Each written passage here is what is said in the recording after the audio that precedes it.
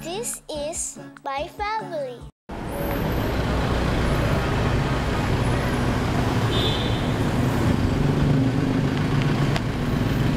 Galing ako sa school ni EJ. Nagbuti hindi masyado mainit. Ayan. Shaky nga itong camera na to. Squiddy! Hirap talaga maghanap ng Squiddy na to. 7-Eleven na talaga siya ngayon. Ayan. Hindi ka lang masarap, di kita bibili. Luto akong tilapia. Ito yung buttered garlic na may cheese. Nililuto ko dati. Steamed lang siya. Ayan. I-ready na ni Papa. Asan na yung assistant ko? Papa. Ganito. Ayan. Ayan. Tapos yung dalawa. Yung ordinaryong steamed lang, may bawang, sibuyas, kamatis, luya. Lagyan ka ng salt. Parang paniluto ko ngayon ah. What's that? What's that? Pepper.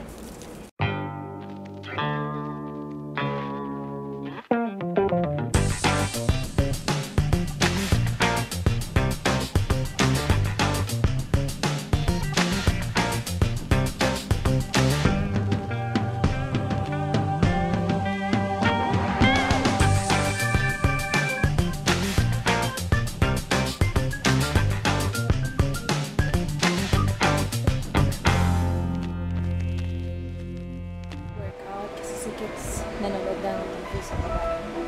Ba't gano'n? Hinihingal pa ako, pero naghihikab ako. Hindi pa masama yun. Di, yung burnout na, yung pinakamahirap na part. Hinihingal ako ah. Tapos, titigil ako sa paghingal kasi maghihikab ako. Bakit ganun? Search ko. It's common daw na mag-yawn or maghikab pag nag-workout. Parang response ng body to stress. Ewan ko, pero pagka matagal na ako nag-workout, nawawala. Pag nagsisimula ako ulit, yung hikab ako ng hikab. Lalo ako pag mahirap yung workout. Ayan, luto na. Luto na tong buttered garlic, tsaka kain tayo. Ito yung buttered garlic, tapos ito yung normal na may bawang, sibuyas, kamatis. Wait lang.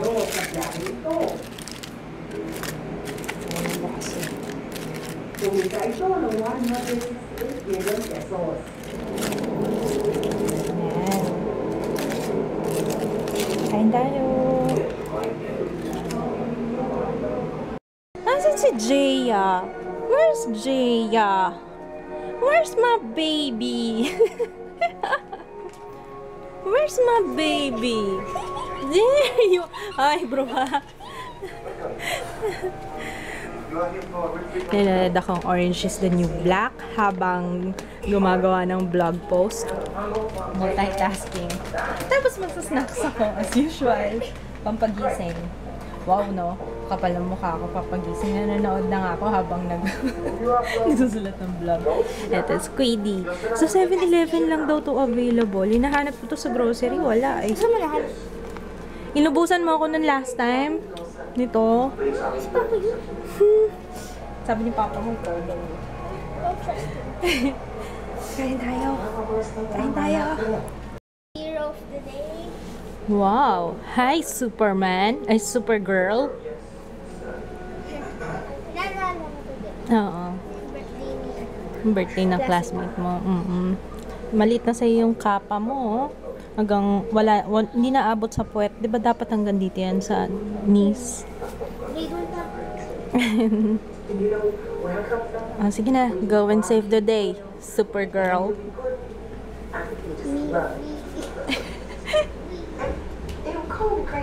Bago ko pala makalimutan, papakita ko nga pala sa inyo yung saksakan kasi ang dami nagtanong sa akin. Ito yung saksakan sa DSLR.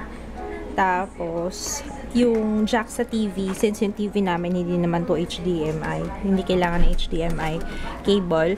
Yung jack lang na may yellow, red, at saka white. Yun. Yun lang. Ano lang to, bibili lang kayo. Hindi ko kasi alam kung ano yung tawag sa kanya, pero ano lang, bibili nyo lang to.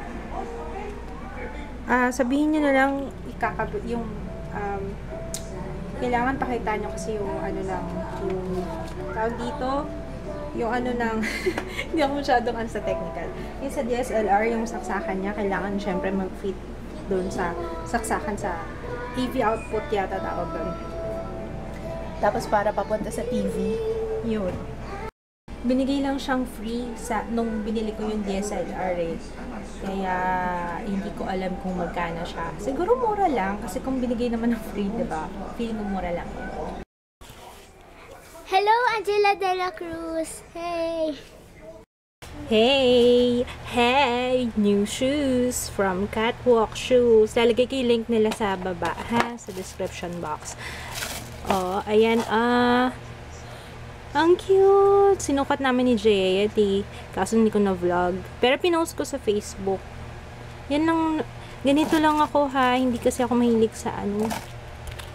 Hindi ako praktisado sa mga, ano bang tawag doon?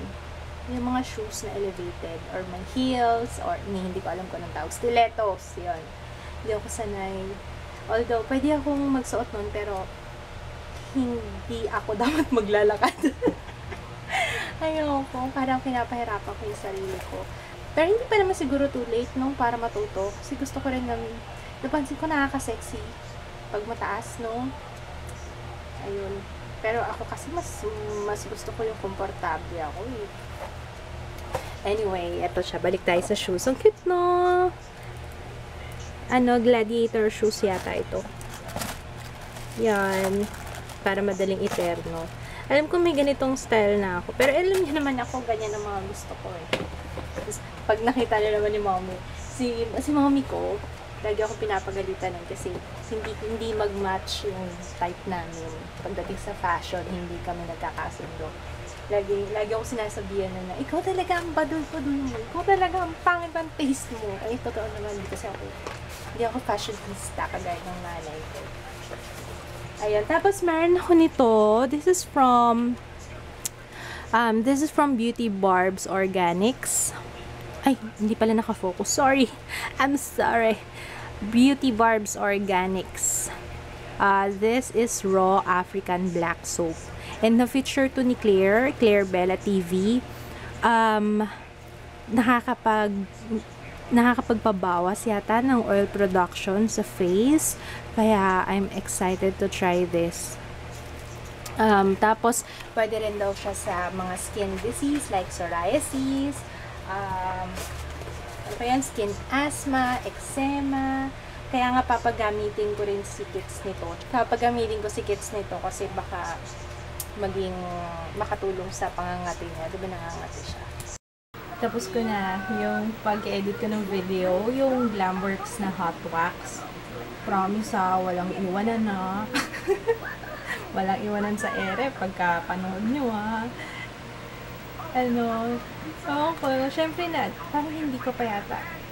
Medyo pinakita ko kasi up close yung aking leki-leki doon. Pero, walang iwanan. Okay? Tulog na si baby girl. Baby girl, I love you. Uh-oh. My gosh. Ang hirap ng artist yung anak mo, oh. Oh, tingnan nyo, oh. Oh my gosh.